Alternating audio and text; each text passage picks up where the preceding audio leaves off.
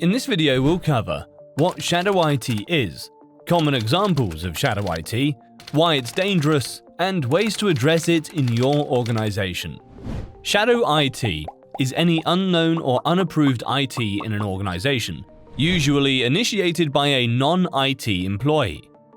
An organization's IT department typically vets, approves, and provisions tools to users, and then prescribes how users can use those tools. IT that falls outside of this guidance is considered shadow IT. Some of the most common examples of shadow IT include accounts created without IT's knowledge or approval, tools or resources that IT hasn't vetted or approved, personal devices that don't follow Bring Your Own Device or BYOD guidelines, integrations or configurations that IT hasn't prescribed or approved. In most cases, employees and departments don't realize they're doing anything wrong. They're just looking for a better way to do their jobs and don't realize IT should be involved. But shadow IT is dangerous. First of all, shadow resources haven't been vetted by IT, so there's no way of knowing whether they meet your company's security standards. Secondly, as users create unmanaged accounts with shadow resources, their identities multiply and diverge. This works against any formal identity and access management program your company has in place.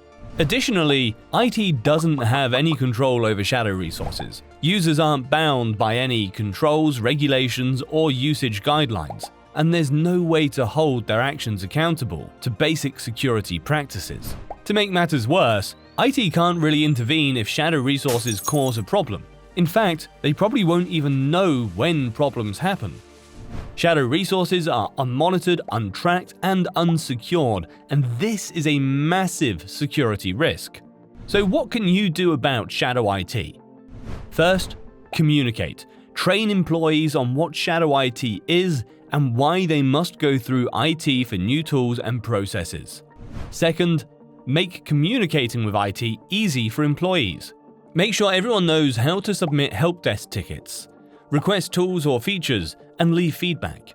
And make sure your IT team follows up promptly on these communications. If employees feel their requests are ignored, they're more likely to take matters into their own hands. Third, make the user experience a priority. Employees turn to shadow IT when their current tools aren't working for them.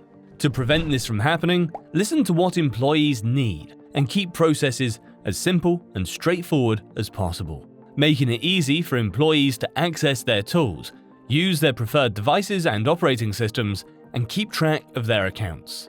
Finally, if your team does come across shadow IT that seems to serve its purpose well and meet your company's security requirements, consider formally adopting it. Identify which accounts already exist within the tool and roll them into an identity access manager or directory platform like JumpCloud to ensure identities are unified, secured, and tracked. Want to learn more about other ways JumpCloud can empower IT? Check out the links in the description below.